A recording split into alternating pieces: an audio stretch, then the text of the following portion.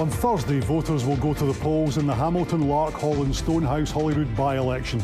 It will be the biggest test of Scottish public opinion since last year's Westminster election. The ballot follows the death of the local MSP and Government Minister Christina McKelvey. At the 2021 Scottish Parliament election, she held on to the seat for the SNP with a majority of 4,500 over Labour. In recent Scottish opinion polls, there are 6 parties enjoying significant support. We invited each of their by-election candidates to join us for a debate, an opportunity for them to defend themselves and question their opponents.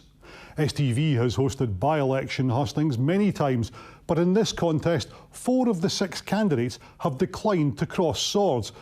But we are pleased to have with us the SNP's candidate, Katy Loudon, and Reform UK's candidate, Ross Lambie.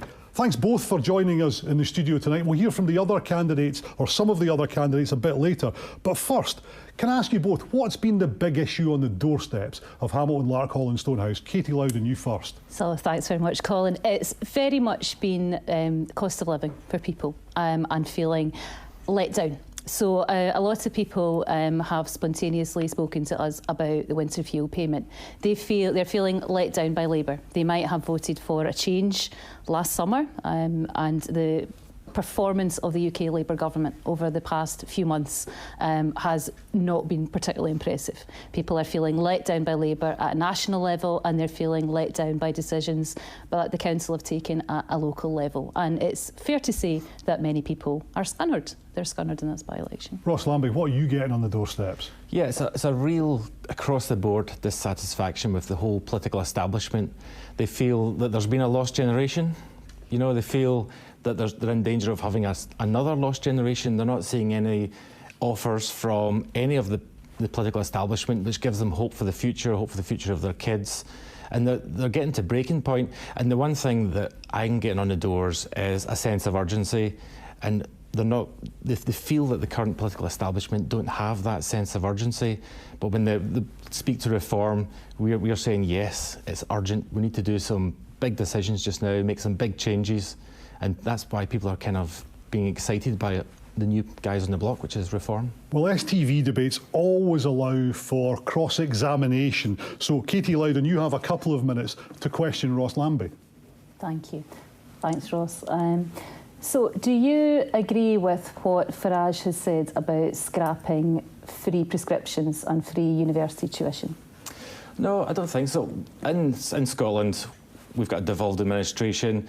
Our manifesto will not be scrapping anything in Scotland along those lines. Nigel's very passionate about the NHS, as you know, in our manifesto, which we contested the UK general election on. So you don't agree with the comments that he's made in either of these issues? Like for the Scottish manifesto, we'll have a Scottish offering which will respect a devolved status. For this by-election just now, do you agree with the comments that Farage made only earlier today on both of these issues? No, like I said, was a devolved issue, and we know when we get reform MSPs into Holyrood, they'll be following our own course on that issue, and those things are devolved, and that'll be down to our reform MSPs. For the people who are watching this tonight, for the people who are going to be voting in this by-election in just a few days' time, yep. What are they voting for at the moment? What's your position? On the NHS, well, Nigel's been crystal clear on this. It's in our contract policy, which we contested a general election across the whole of the UK and Scotland on, that NHS will be free at the point of use, always. There's no equivocation about that. And in fact, in our policy contract doesn't say that at all. It says it'll always be free at the point of use. And in fact, our policies actually include more resources for the NHS than any other party, including the SNP. So Farage is on record saying that he wants to move away from a taxation-based system to an insurance-based system with people paying twice. I have seen no appetite. There is not a single person who's going to be voting on Thursday who's interested in seeing any change and move towards an insurance-based system. And so you disagree with Farage? No, Nigel Farage hasn't actually said that. If you look at our contract policy... He's on record saying that. No, you're taking it out of context, because if you want to get into the intellectual point Nigel was making, if you look at the size of the public sector in healthcare in the UK and the private sector and look at it as a whole and compare it to a country, say as Germany, it's about half the size. So we're saying we need investment in the healthcare industry as a whole. Through private insurance? No, not at all. That's why. Katy, that's your 2 minutes up. Ross Lambie, you now have 2 minutes or a couple of minutes to question Katy Loudon. Thanks very much. Hi, Katy.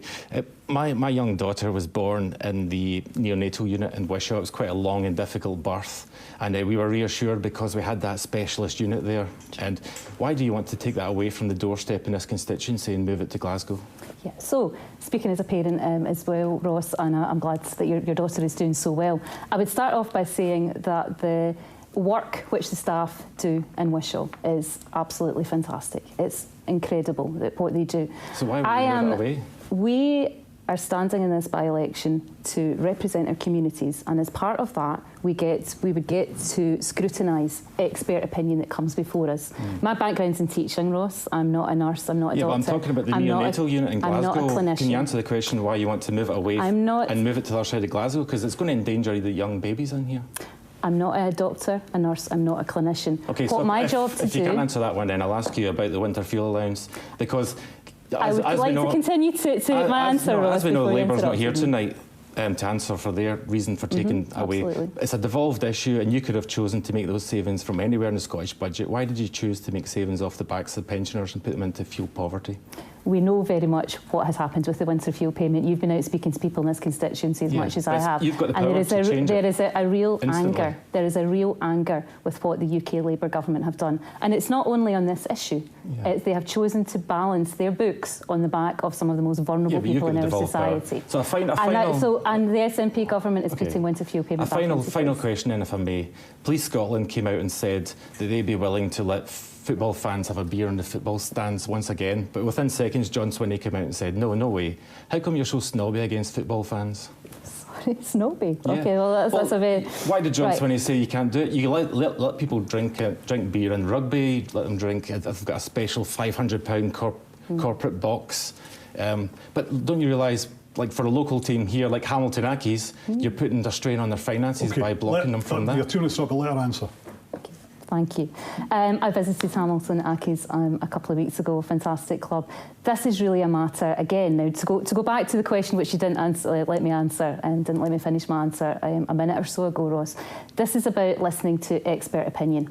And it's about taking evidence from Police Scotland and listening to what their opinion is. In the same way too, when we're speaking about Wishaw, it's about making sure that we are listening to the expert opinions and we're taking that advice when we're making those really difficult and really complex decisions. You've answered this question. Thanks, Colin. I think we need to open the debate up a bit now. So one of the things that will be coming up for whoever is elected is a vote on assisted dying. How would you have voted on it the first time, or how would you vote on it the second time if you were the MSP? Yeah, based on the information at hand, I think I would have voted against it for one reason and one reason only. I think palliative care needs a greater focus. I don't think we've exhausted all avenues on palliative care. I think that sector of our healthcare has been diminished, and the amount of hospices around the country is reduced dramatically. And it is such a specialist area. I think we need to invest in that first, and then it could be something we could revisit once we've exhausted that avenue. Katy Loudon, how would you vote on it? This is such an incredibly sensitive issue, and it's one which people have been very keen to hear my opinions. A lady visited our hub this afternoon, and I sat and spoke to her for about 15 minutes, and we shared our own experiences. And really, when Parliament were discussing this at stage one, it was some of the best debate and discussion. It truly was Parliament at its best. Had I been, as I've said when I've been asked this question by residents and by the press so far, I would have voted at stage one to continue the debate and the discussion. For me personally, and this is a very personal issue, and people are, we're bringing our personal experiences and the experiences of our constituents to this debate. I would need to be reassured about safeguards which are in place, and I would want that discussion to continue, but I'm not convinced that it would be an easy piece of legislation to get right. When I've been out in Hamilton, there's been a great deal of anger from the voters at all the parties, and one of the things they're angry at is that they just don't feel they're getting what they want from the NHS. Katy Loudon, NHS Lanarkshire has the second worst record in Scotland on A&E, 54.4% of patients dealt with in 4 hours. 69% across Scotland. The target's 95%. Do you owe patients in Lanarkshire an apology? So I have spoken to literally thousands of people over the past couple of weeks, and NHS is something which people are really keen to speak about. And a few short weeks ago, I had a really interesting, really in-depth conversation with a paramedic who was wanting to speak to us about that. Feel the staff an apology too. One of the points that she was really keen to make, it's about getting things right all the way through the system. That's what improves patient flow. Now, I'm not going to sit here. That's not happening. I'm not going to sit here. That's not Colin. happening. So do you owe staff and patients an apology? I'm not going to sit here, Colin, and pretend things are perfect. The difference between the SNP Are you and going the to sit other there and parties, apologise to them? the difference between the SNP and the other parties in this election is the most important thing to myself at the moment is the fact that we are out, we're listening to people and we are delivering for people. We're listening to their concerns, we're understanding their concerns and we're taking action. We haven't heard much from the other candidates on what they would do to improve the health service. But I'm asking you tonight, are you going to apologise? I am proud that I can go out and speak to people and say we're putting in an extra 150,000 appointments to cut down waiting lists, because that has to happen. And we've not been getting it right in all cases, and that's what people want to see. They're interested in delivery. They're interested, they're not interested in all of the rhetoric around it, they're interested to see change. And I'm proud to be standing for a party that are putting things in place, like 100,000 extra You're not going to give them an appointments. apology tonight. Ross Lambie, are you embarrassed by the attack adverts that you've taken out against Anas Sarwar, which have been branded by almost all the other parties in this by-election as racist? Well, I think Anas Sarwar is a man who wants to be the First Minister for the whole of Scotland, and I think it's quite right. The things he says, the speeches he gives is held up to the highest scrutiny.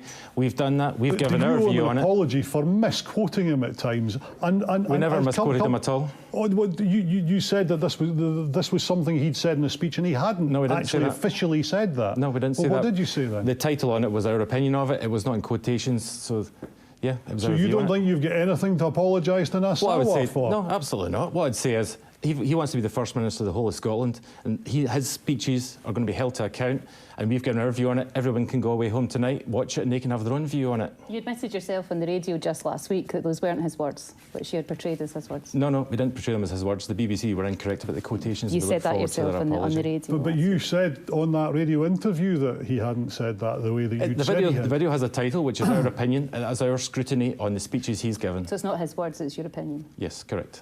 Today, your leader was in Scotland. He said he didn't think you'd win this by-election. Initially, he said he thought you'd come third. Then he said he thought you'd come second. He's not got much confidence in you, does he? Well, you're right. We started on this journey, and you know we weren't quite sure if we'd be able to get our message through to the voters. And you know what? We're picking up a lot of support, and none of the support is pigeonholed or boxed off to certain areas. The support, I'm really proud to say, is coming from across all the sectors of the community. And we started off thinking, yeah, maybe we'll knock the Tories down a peg. That'll be a big story. And then now we're thinking we're going to knock the Labour down, and now, you know, we're closing in on the SNP. We're getting very close to them. You know what, I'd come back to you, but I've run out of time. Thanks both for joining us in the studio tonight, though. Now we turn to other parties. When they told us they wouldn't take part in the debate, we, in the interests of programme balance, offered the Labour, Conservative, Lib Dem and Green candidates individual interviews. The Green candidate declined, but the other three accepted. Here's the Scottish Labour candidate, Davy Russell. Davy Russell, you've been focused on chapping the doors.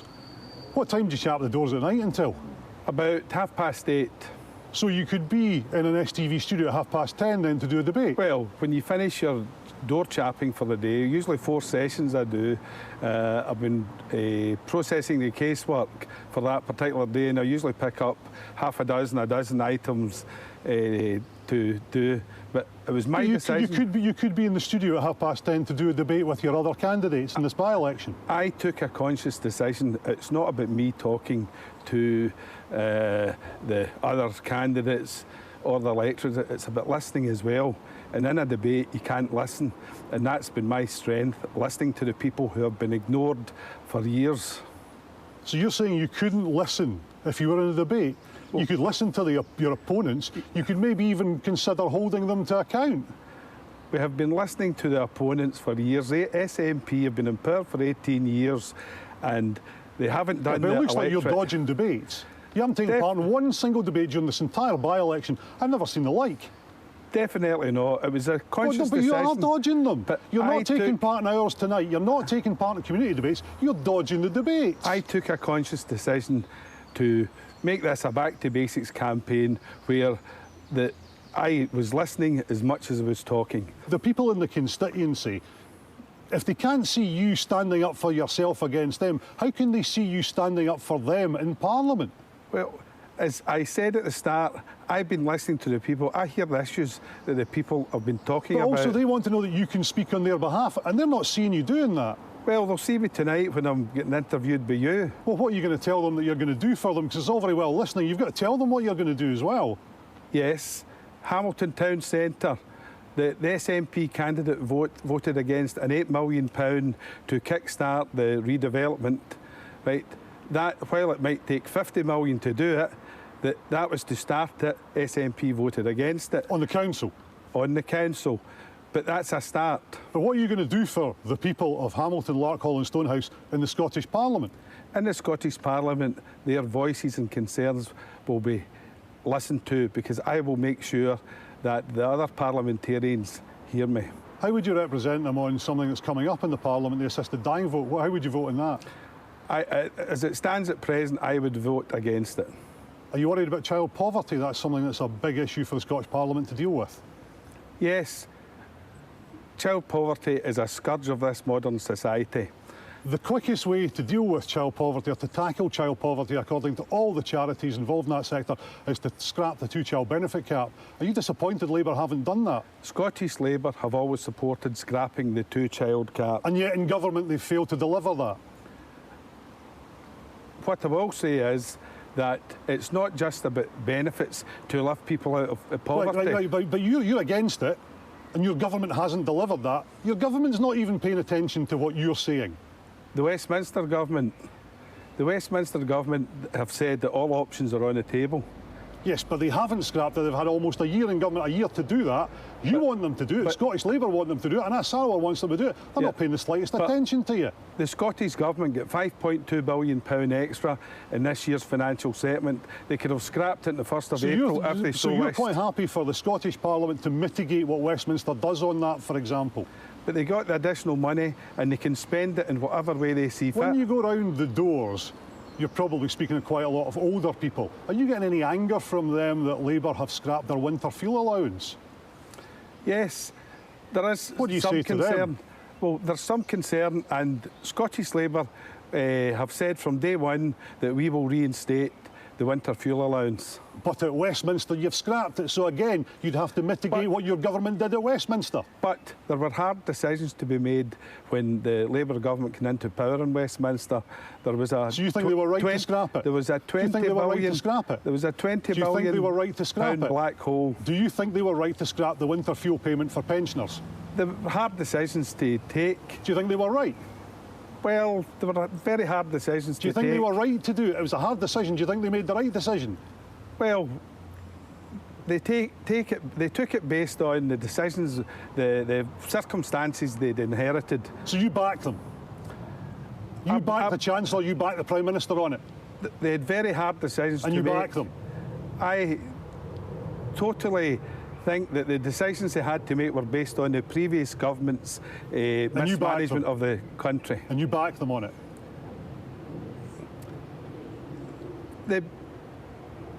On the doorsteps here, people are... Yeah, but you back the government. You back the Prime Minister and the Chancellor. You can just tell me yes or no. Well, I wasn't involved in the decision, and this is a Scottish Parliament election, right? If I was a member of Parliament then, I would have based it on the facts I had in front of me at the time. Right now, I'm not standing for Westminster, I'm standing for the Scottish Parliament. And thanks very much for joining us in Scotland tonight. Thank you. Next up is the Scottish Conservative and Unionist Party candidate, Richard Nelson. Richard Nelson, why won't you take part in the studio debate on STV tonight? I work for the NHS. I have worked for the NHS for 25 years. I have work commitments. I still work for the NHS full time. So you're on shift tonight? I am on shift tonight. I'm also a local councillor and I have a family, so trying to fit all these into all the hype of a by-election at the same time. So I'm trying to concentrate on my by-election campaign and speak to the people on the doors as much as I can. So working for the NHS has its challenges. When you're knocking on doors, talking to people in the constituency, What do they want from you, and what are you promising them if you get elected? I'm not promising them anything. What I am saying to them is that I will continue to fight for the local people and local issues, as I have done in the past 8 years. But what are the local issues councillor. you're talking to them about? So what we're speaking about on the doorstep, what I have found, is the failing NHS, the broken National Health Service, as well as local issues about roads and pavements and the underfunding of the services within the councils. So these are all council issues you're talking to people about. Are you talking to them about Scottish Parliament issues at all? I just said I was speaking about the NHS, which is a devolved power. That is not a council issue, and I can see firsthand how that is affecting the local people in my constituency. And that's where I'm not promising anything, but that's where I'm saying I will take that fight, because I know how much the NHS means to people within that local constituency, and people are telling me that they are broken. But you've got nothing to offer them in terms of a solution. Well, I do have a solution, and my solution is about making that frontline money come to the frontline services. As an NHS employee, I see daily basis how money is wasted within the National Health Service. We get millions and billions of pounds put into the NHS, but it disappears rapidly to that. And for me, it's about... Where does it go? Well, that's the question, Colin. Where does it go? So for me, it's about bringing that into the frontline services. Frontline nursing staff are getting the hard end of the stick all the time. If you win, one thing that would be coming up in the Scottish Parliament is assisted dying. How would you vote? I have not looked at the assisted dying bill closely enough to make my informed decision at this point. There's so much to come through that bill. How would you have voted at stage one? I can't comment at that at this stage, because I didn't have that knowledge of that assisted dying bill, and I still need to look at the specifics behind it all. You've been very upfront during the campaign about being a member of the Orange Order. Will you be marching over the next few weeks? I will continue to fight for the people of Larkhall and that constituency. Will you be marching? You're a member of the Orange Order. As I've said already, I am a proud member of the organisation, and I will continue to fight for everyone in our community. I'm not here to speak about the Orange Order. I'm just asking you about that. Just you as a person, will you be marching with them? I'm not here to speak about the Orange Order. I'm here to speak about the campaign. Can you not tell me if you're going to be marching? I'm here to speak about the campaign that I am fighting for the people. And when you're speaking to people, if you're speaking to Catholic voters, do they feel intimidated by the Orange Order marches and things like that? I represent everyone in that constituency, and that's what I'll continue to do. People who come to my surgeries, never have I asked what religion or what faith. Most recently, I have been with the Indian Council, I've been with the Sudanese Council. On that, let me ask you on that. Are you worried about the rise of reform and the attacks that they've made on Sarwar, for example, during this by-election? I haven't watched anything of those clips. That, for me, is Nigel Farage trying to make a frenzy into Scottish politics. For me, have you watched any of the campaign coverage? I have seen snippets of things. I haven't watched the full video of what people are talking about. Maybe once this campaign is by with, then I'll be able to sit down and actually have a moment to, because I'm still working for the NHS. I'm trying to deal with local constituency issues, and that's what I'll continue to do. But just finally, I mean, do you think that the campaign that they have launched against Sarwar is racist? I am here to fight a campaign. But do you think it's racist? I'm here to fight a campaign on what I think people are talking to me on the doorsteps. So do you think the campaign that they're fighting is racist in this by-election? People are telling me on the doorsteps. Nobody speaks about that media clip. In the doors that I have knocked over the past 4 or 5 weeks, nobody has spoken to me about any of those clips. People are interested in the NHS that has been broken by the SNP Scottish Government, but also they're speaking about local issues that I've already spoken to you about. These are the things that matter. That doesn't matter to the people. Richard Nelson, thanks for joining us in Scotland tonight. Thank you. The last candidate we're hearing from tonight is the Scottish Liberal Democrat, Aisha Mir. Aisha Mir, why haven't you been willing to take part in the STV debate in studio here? There's not been an unwillingness on my part. It wasn't a convenient date for me. I had family commitments, unfortunately. But there was not any sort of decision to not attend. Does it mean, it means though that you don't get a chance to test your arguments against your opponents, and crucially, you don't get to test their arguments, so you must be a bit disappointed by that. I'm disappointed. Just unfortunately, this by-election has come up very, very quickly with a very short amount of time, and I know all the candidates have had struggling with existing family commitments. I just could not attend on the day that they were suggesting, unfortunately. But our message is clear, our message is strong. We are listening to the people of Hamilton, Larkhall and Stonehouse. They're telling us clearly the issues that matter to them, and we've got plans that will deliver on those issues. Well, what are they? It's the basic things, Colin. It's the things that are impacting people up and down the country. It's cost of living. It's not being able to see a GP or an NHS dentist in good time. It's about failing education standards. It's about, you know, our broken care system. I mean, that aspect. But what are you offering? But sorry to interrupt you, but what are you offering them as a solution to these things? Well, we've got a whole range of very positive plans that would deliver on these issues. So take, for example, as I mentioned earlier, GP appointments and NHS dentist appointments, you know, that Russian roulette of the 8 o'clock, 1 o'clock, it is really, really difficult.